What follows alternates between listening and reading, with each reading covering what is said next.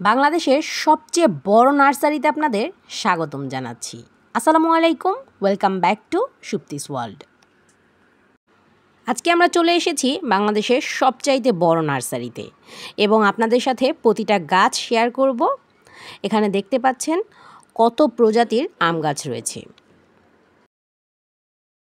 Miyazaki, banana mango, হাড়িভাঙা থেকে শুরু করে আমরুপালি পর্যন্ত সব ধরনের আম গাছ এই একটি নার্সারিতে আপনারা পেয়ে যাবেন। সব ধরনের ফল, ফুল এবং ঔষধি গাছ এবং বিভিন্ন ধরনের মশলা জাতীয় গাছ রয়েছে এই নার্সারিটিতে। এটি হচ্ছে আমাদের কেরানীগঞ্জে অবস্থিত।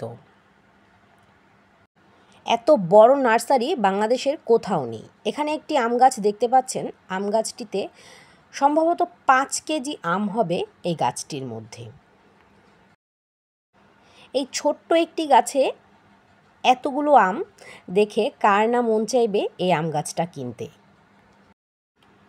আমরা 2 ঘন্টা হেঁটেও এই নার্সারিটি সম্পূর্ণ দেখে শেষ করতে পারিনি, এত বড় ছিল এই নার্সারিটি।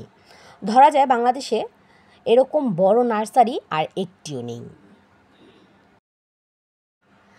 দামটাও কিন্তু ছিল হাতের নাগালি। একটু দরদাম করে নিলেই কিন্তু আপনারা এই গাছগুলো নিতে পারবেন। এই দিকটাতে আমার যতদূর চোখ যাচ্ছে শুধু আম গাছ আর আম গাছ। কত প্রজাতির যে আম গাছ রয়েছে এই জায়গায় গুণে শেষ করা যাবে না। আমি মূলত আমের সিজনে এসেছি আম গাছ কেনার জন্য, তবে খুঁজছিলাম 12 মাসি আম গাছ। 12 মাসি আম গাছটা নাকি 15 দিন পরে আসবে, সেজন্য আর আম গাছটা কেনা হলো না। এখানে লোকজনের সাথে কথা বলে জানতে পারলাম এই গাছগুলো নাকি তারা হোম ডেলিভারিও দিয়ে থাকে। একদমই হাই রোডের সাথে এই নার্সারিটি, তাই খুব একটা কষ্ট হবে না আপনাদের গাছ নিয়ে যাওয়ার জন্য।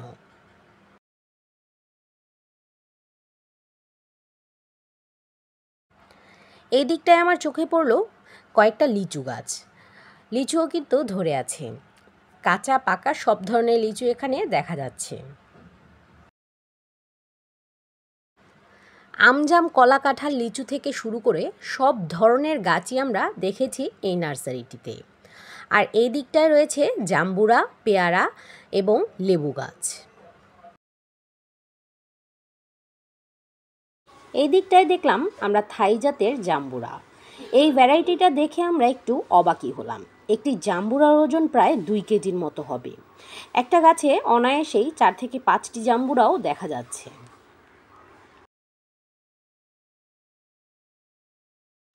ছাদ বাগান করার জন্য এই জাম্বুরা গাছগুলো একদমই পারফেক্ট ছিল। একটি গাছ যদি আপনি ছাদে রোপণ করে দেন তাহলে কিন্তু সিজনাল ফল হিসেবে এই জাম্বুরাও আপনি খেতে পারবেন। এই গাছটিতে তো আমরা 7 থেকে 8টি জাম্বুরাও দেখতে পাচ্ছি। এরপর চলে এলাম আমরা নারকেল বাগানে। এখানে দেখতে পাচ্ছেন যেদিকেই চোখ যাচ্ছে শুধু নারকেল গাছ আর নারকেল গাছ।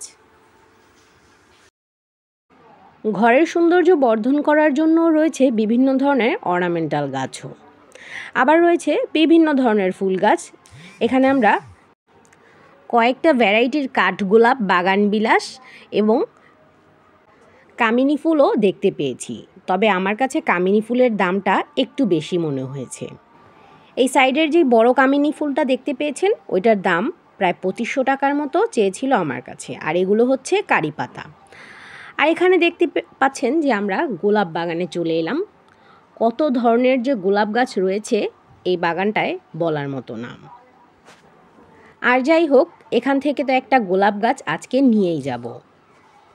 এই সাদা গোলাপটা আমার অনেক বেশি পছন্দ হয়েছিল, তবে গাছটা ঝোপড়ানো ছিল না, তাই আর নেওয়া হলো না।